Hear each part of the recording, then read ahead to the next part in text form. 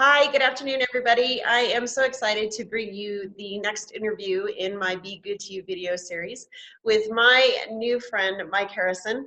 I have gotten to know him in the last year or so, and I just absolutely adore this guy. He's full of energy, full of life, full of all good things. And so, Mike, thank you so much for agreeing to be interviewed today. It's my pleasure. Good to be with you, Kristen. Awesome. Well, let's get this rolling. Share with me your health story and how you weren't being good to you. Yeah, so I started my journey at a small 320 pounds. And when I say 320 pounds, even at 320 pounds, I was the smallest adult male in my family. And so we were big guys. And that's just kind of the way that it rolled. And yet it wasn't rolling really well when I would have to get on an airplane or get into a bus seat or even in my car. I had to choose the kind of cars that I would buy because I needed to make sure that I could fit in them okay. And life was not pleasant. So, 510, my height, weight 320 pounds. I needed to lose over 100 pounds. I didn't feel very hopeful. I didn't feel very excited. Tried just about everything and anything under the sun that would help me to be, as you say, good to me.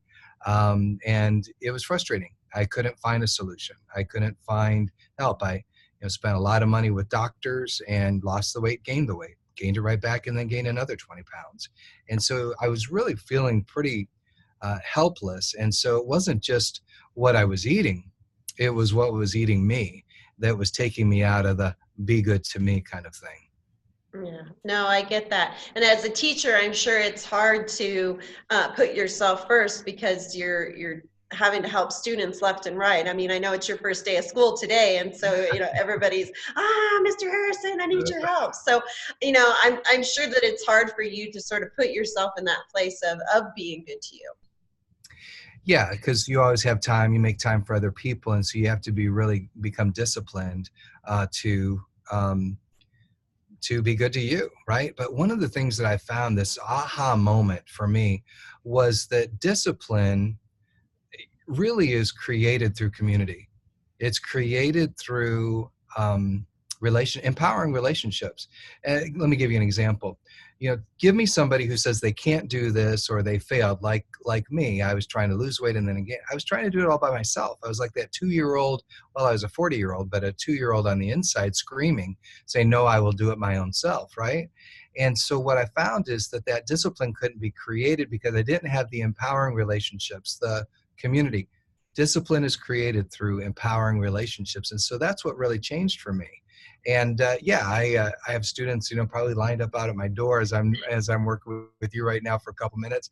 But this is a joy, and they'll be okay. And I needed to be okay with them being okay, and doing the things that are important to me. And sharing my story with others is really important because there's probably somebody else out there like me who's just, they need to schedule their burnout before their crack up so they can save face, right? I mean, too many things going on.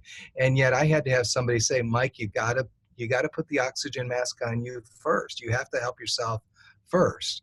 And since I've been doing that, I've got a lot more what I call bandwidth, internet. How many people are on that internet right now? It doesn't work well.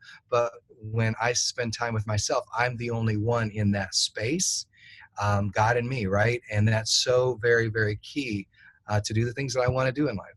That's awesome. That kind of goes into my next question of what habits and mental well-being practices do you do on a daily basis to be good to you now? Yeah, so bookends on each day. So half hour in the morning, half hour in the evening that are just my days for reflecting about what's in the future in the morning, and then in the evening, how did I spend my day? And sometimes it's a win, sometimes it's a loss.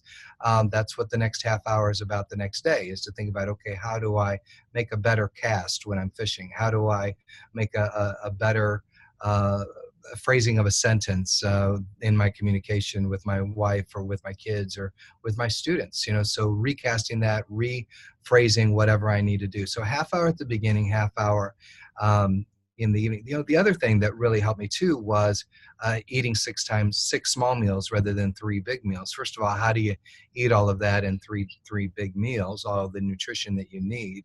But then the 6 small meals, eating every 3 hours, causes me to pause during my day. I'm sorry, I need to take a break. I'm going to go take a snack, and then I'll come back into the next meeting or whatever. And scheduling that has been really key for me. And then, of course, healthy hydration. I have an awesome mug here, and it only has coffee in it. No, it has water in it. I've got mine here too. Good. Yeah, it's good stuff. And, isn't it terrible that sometimes, I mean, and I've been in that situation, I don't even have time to go get a drink of water. And that builds up the toxins, and the mindset goes, way down. And so, eating healthy, drinking healthy water, getting away, walking from my desk 7 minutes away and 7 minutes back twice a day has been key. But also that half hour of how did I get that in, and how did I end the day with that half hour as well. That's awesome. I need to maybe take your advice on that half hour before and half hour after. Bookends. Right? I like it. Bookends. I like that. That's awesome.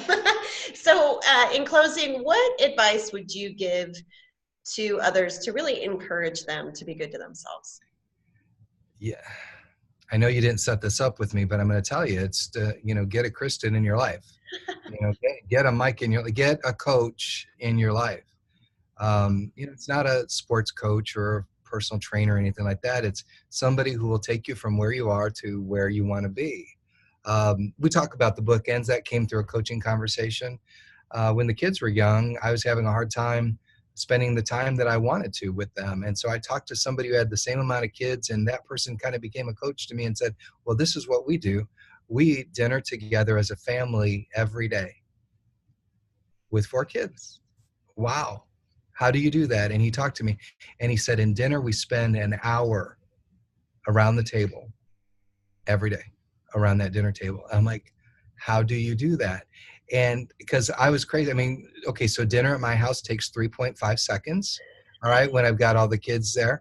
And so how do you stretch that out? And he gave me some ideas that I never thought about. So, Andy Stanley says in The Next Generational Leader, you're really good, but you're not that good if you're not working with a coach. And so my number one best advice is stop going it alone. Partner up with somebody, whether it's a professional coach or a coaching buddy. Don't go it alone. I mean, even the Lone Ranger had Tonto. Peanut butter has always had jelly. We're supposed to do life together. And so find somebody who will help you create that margin in your life, the boundaries that you need so that you can really be good to you. Oh, that's awesome. I love it. I love the analogy, peanut butter and jelly. That's the great thing about these interviews. I have no idea what people are going to say. That's the first talk about peanut butter and jelly and the Lone Ranger. So, hey, it works. It works. Well, Mike, I know you got to get back to your busy schedule, and I really appreciate you doing this for me. And just remember to be good to yourself and to keep encouraging others to be good to themselves. So thank you so much, Mike. Bet. All right. Take care. Bye-bye.